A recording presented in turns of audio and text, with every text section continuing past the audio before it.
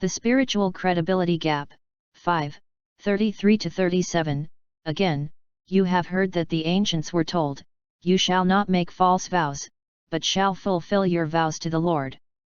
But I say to you, make no oath at all, either by heaven, for it is the throne of God, or by the earth, for it is the footstool of his feet, or by Jerusalem, for it is the city of the great King.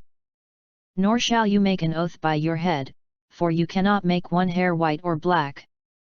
But let your statement be, yes, yes, or no, no, and anything beyond these is of evil. 5. 33-37. Credibility gaps are not a creation of modern times. They have existed since the fall and have continually been one of the major marks of the world system. Satan is the prince of this world, and since he not only is a liar himself but also the father of lies, John 8:44, it should not be surprising that the system he heads is characterized by lying. Because all men are born in sin, all men are born liars. CPS 58:3, 62:4, J. 9, 3-5. The natural credibility gap is widened even further by popular novels, movies, television, music, and advertising in which truth, fantasy, and outright falsehood are blended into mixtures impossible to unscramble. Truth is so scarce that nearly everyone is suspect. Business people, advertisers, commentators, clerks, salesmen, lawyers, doctors, tradesmen, teachers, writers, politicians, and even many, if not most, preachers are suspect. Our whole society is largely built on a network of fabrication, of manufactured truth.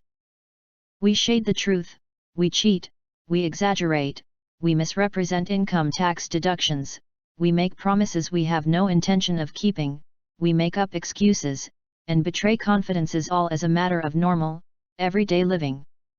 So much of business, politics, government, the educational system, science, religion, and even family life is built on falsehoods and half-truths that a sudden revelation of the whole truth would cause society as we know it to disintegrate.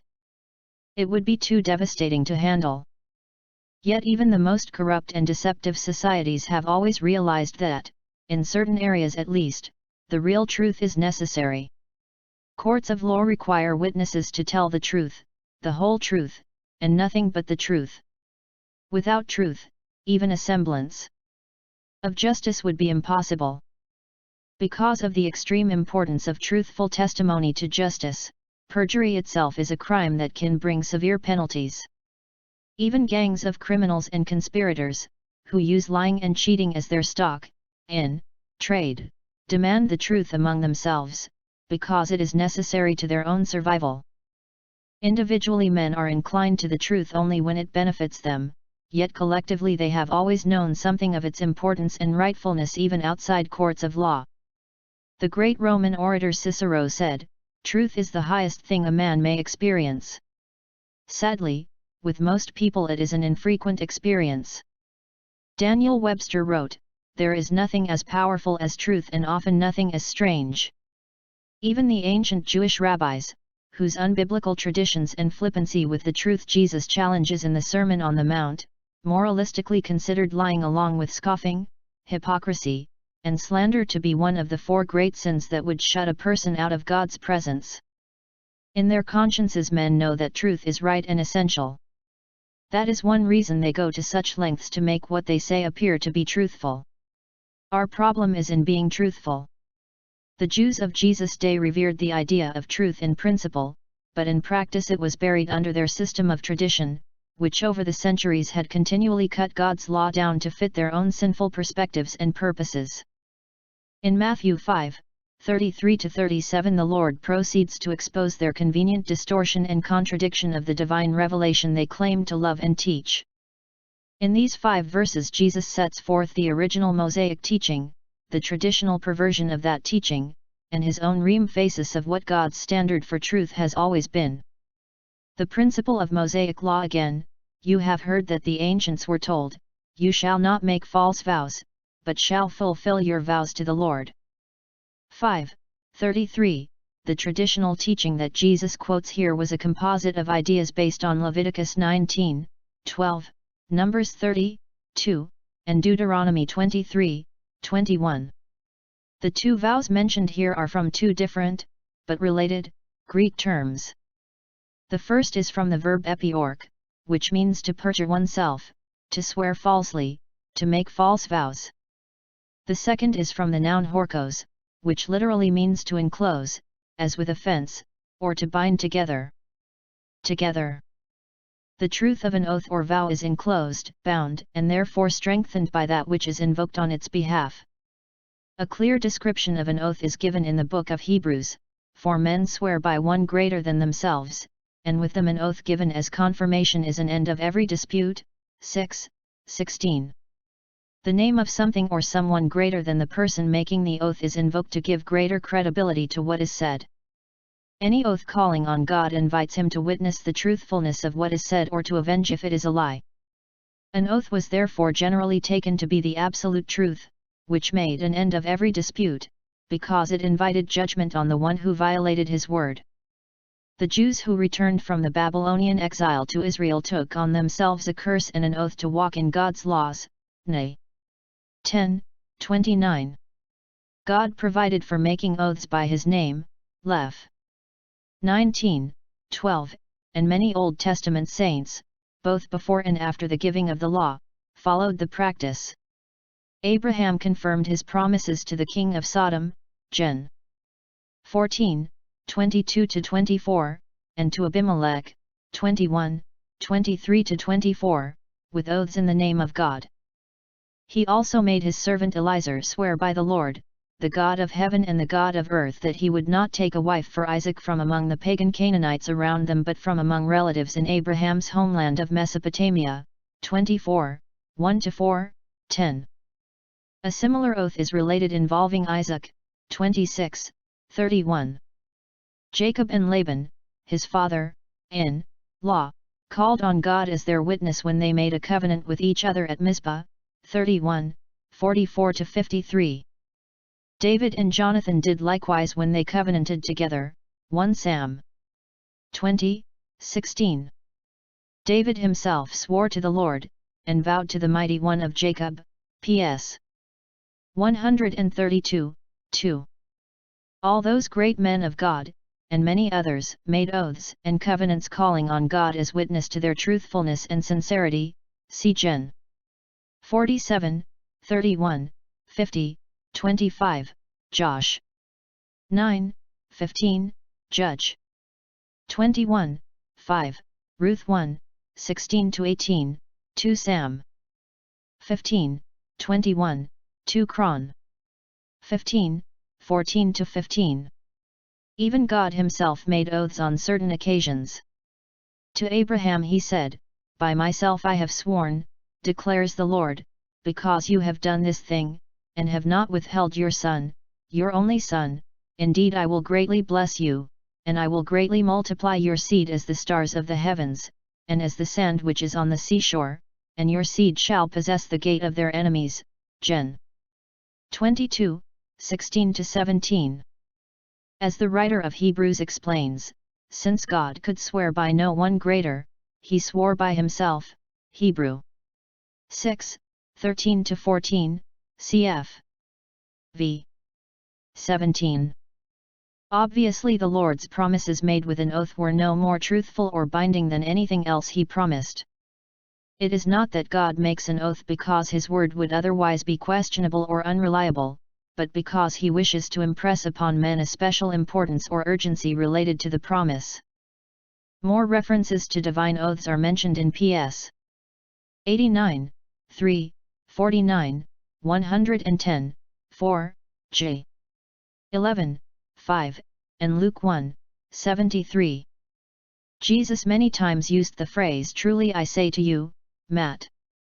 5, 18, 26, 6, 2, 5,16, etc. And the even more emphatic "truly, truly, I say to you," John 1, 51, 3, 3, 5, 5, 19, 24, etc. To call attention to a teaching of special importance. As with God's oaths, the words Jesus introduces with truly are no more truthful than anything else he said, but emphasize the unique importance of certain of his teachings. It is important to note that Jesus himself swore an oath before Caiaphas that he was the Christ, the Son of God, Matt. 26, 63-64. God provided for proper oath, giving in his name as an accommodation to sinful human nature, which is so prone to deceit and lying. Without any prohibition, Hebrews 6:16 affirms the place of proper oaths. He knows that men's inclination to lie causes them to distrust each other, and in serious situations an oath is permissible to give greater motivation to tell the truth or to keep a pledge. To make the wedding vow, with God as a witness, to love and cherish our mates for as long as we both live is to recognize and make a firm commitment to honor the special sanctity that God places on marriage. The psalmist, in describing the kind of person who may enter God's holy presence, makes clear that one mandatory requirement is that such a person be one who swears to his own hurt, and does not change. Ps. 15:1-4. His word is more important than his welfare. Keeping oaths made to God is the mark of a true worshipper. To put it another way, true sons of the kingdom hate lies. Ps. 119, 29163, 120, 2. Obviously an oath, no matter how strong the words used, is only as reliable as the one who makes it. As Peter sat in the courtyard outside the Sanhedrin while Jesus was being tried, a servant girl said, "You too were with Jesus the Galilean," to which Peter replied, "I do not know what you are talking about." When another servant girl made a similar statement a short while later, Peter denied it with an oath. Still later, when other bystanders made the same assertion, Peter began to curse and swear, "I do not know the man." Matt. 26, 69-74. That swearing was not profanity, but an oath given with special vehemence. Peter increased the strength of his oath, but that did not increase the truth of what he said. It was bad enough to have lied, it was even worse to call God as a witness to the lie. In addition to denying his Lord, Peter used God's name in vain. It is small wonder that he went out and wept bitterly. V. 75. Sometimes oaths are made sincerely but foolishly, without considering their seriousness and possible consequences. Such rash oaths were made by Joshua, Josh. 9:15, Jephthah, Judge. 11:30-31, Saul, 1 Sam. 14:24, and Herod, Matt. 14:7. By Old Testament law, oaths were to be made only in God's name. You shall fear only the Lord your God, and you shall worship him, and swear by his name. Deuteronomy 6:13, cf. 10:20. He who is blessed in the earth shall be blessed by the God of truth, and he who swears in the earth shall swear by the God of truth. Isa. 65:16. Even Gentiles were to swear only by God's name. Of Israel's wicked neighbors, the Lord said, "Then it will come about that if they will really learn the ways of my people, to swear by my name, as the Lord lives, then they will be built up in the midst of my people." J. 12:16. God established the seriousness of keeping an oath. Even if a person swears thoughtlessly with his lips to do evil or to do good, in whatever matter a man may speak thoughtlessly with an oath, and it is hidden from him, and then he comes to know it, he shall confess that in which he has sinned. He shall also bring his guilt offering to the Lord for his sin which he has committed. Leph. 5:4-6. Joshua 9:20 punctuates how essential keeping an oath is, lest wrath be upon us for the oath which we swore. The perversion of rabbinic tradition. The tradition Jesus mentions in verse 33 seemed to be biblical, but it had several flaws that made it fall short of what the Old Testament actually taught. First, it had a missing ingredient, and second, it had a misplaced emphasis. The missing ingredient was a proper circumstance for making an oath. Virtually any kind of oath, used for almost any kind of purpose, was acceptable just as long as it was not false and the person would fulfill it. The missing ingredient of a serious circumstance led to frivolous, meaningless oath, making that completely vitiated the legitimate purpose of oaths. People would declare anything and promise anything with an oath, while having no qualms about providing means by which lying or breaking their word could still be done. Indiscriminate and insincere vows became so commonplace that no one took them seriously. Instead of being a mark of integrity, they became a mark of deceit. Instead of prompting confidence, they prompted skepticism. The misplaced emphasis was in limiting the honest oaths to vows to the Lord, to oaths made directly to Him or in His name. The keeping of those oaths was mandatory, whereas the keeping of others they made optional. The system of oaths between one person and another was like a giant game of King's X.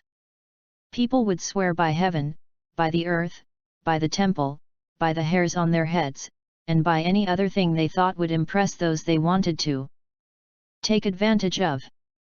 That kind of routine oath-making was usually lie-making, and it was considered by those who practiced it to be perfectly acceptable as long as it was not in the name of the Lord.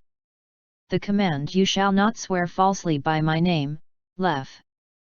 19:12, was conveniently interpreted to mean that swearing falsely by any other name was allowed. The command, "If a man makes a vow to the Lord, or takes an oath to bind himself with a binding obligation, he shall not violate his word, he shall do according to all that proceeds out of his mouth," Number 30:2, was interpreted as permitting the reneging on oaths made to anyone but God. Thus, through rabbinic tradition, God's standard of absolute truthfulness was contradicted and lowered to a level that accommodated the sinful, selfish capacities and purposes of the people. They wanted to lie, and they did not want to be hampered by God's absolute standard of truth. Instead of calling on the Lord to help them live up to the divine standard, they reduced that standard to suit their own carnal abilities and interests. The perspective of divine truth: "But I say to you, make no oath at all, either by heaven, for it is the throne of God, or by the earth, for it is the footstool of His feet, or by Jerusalem, for it is the city of the great King. Nor shall you make an oath by your head, for you cannot make one hair white or black. But let your statement be, yes, yes, or no, no, and anything beyond these is of evil." 5:34-37. In contrast to those alterations of the divine will, Jesus simply reasserts the Old Testament standard that had been misconstrued and perverted by tradition: make no oath at all. Oaths are to be used only on important occasions and are to be given only in the name of the Lord. Though the Greek construction here is an unconditional negative, m. Hall s, that does not preclude all oaths. Commentator William Hendrickson's explanation is helpful. What we have here in Matthew 5:33-37, cf. James 5:12, is the condemnation of the flippant, profane, uncalled for, and often hypocritical oath, used in order to make an impression or to spice daily conversation. Over against that evil Jesus commends simple truthfulness in thought, word, and deed. Exposition of the Gospel according to Matthew, Grand Rapids, Baker, 1973, p. 309. In light of specific Old Testament teaching approving oaths, in light of Jesus' use of such phrases as truly, truly, and in light of God Himself's making oaths that correspond to men's, Hebrew 6:13-17, cf. Luke 1:73, Acts 2:30, etc. It can hardly be correct, as many interpret this passage, that Jesus here forbids the making of any oath under any circumstance. See Meredith G. Klein, The Treaty of the Great King, Grand Rapids, Eerdmans, 1963, and Zondervan, Pictorial Encyclopedia of the Bible, Grand Rapids, Zondervan, N.D. p. 478, for a discussion of oaths. He had just said that he did not come to destroy the smallest part of the law, Matt. 5:17-18, a law that taught proper oath, making by both precept and example. Additionally, in the early days of the Church, even the Apostle Paul gave a type of oath in saying to the Romans, "I am telling the truth in Christ, I am not lying, my conscience bearing me witness in the Holy Spirit." Rom. 9:1. He called on Christ and the Holy Spirit as witnesses with his own conscience to the truthfulness of what he was about to say. That is swearing by God. So, in accordance with the Old Testament standard, we are to swear by no other name but God's, not by heaven, for it is the throne of God, or by earth, for it is the footstool of his feet, or by Jerusalem, for it is the city of the great King. Appealing to heaven, earth, Jerusalem, and other such things was considered by most Jews to make their oaths less binding. Those were grand and great things, things that gave an aura of power, importance, and veracity to what was said or promised in their name. But because those things were far less than God, they made oaths given in their names far less binding than an oath made in his name. Still less binding would be an oath made merely by your head. The common attitude toward oaths is also seen in Jesus' great series of woes in Matthew 23 against the hypocritical Jewish leaders. Woe to you, blind guides, who say, "Whoever swears by the temple, that is nothing, but whoever swears by the gold of the temple, he is obligated. And, whoever swears by the altar, that is nothing, but whoever swears by the offering upon it, he is obligated." VV 16:18. First, Jesus exposed the utter illogic of their practice. "You fools and blind men, which is more important, the gold, or the temple that sanctified the gold? You blind men, which is more important, the offering or the altar that sanctifies the offering? Therefore he who swears, swears both by the altar and by everything on it." VV 17:19, 20. By what twisted logic, he asks, should that which is less valuable make an oath more binding? But the greatest error in the system was not in its illogic but in its basic deceptiveness and dishonesty.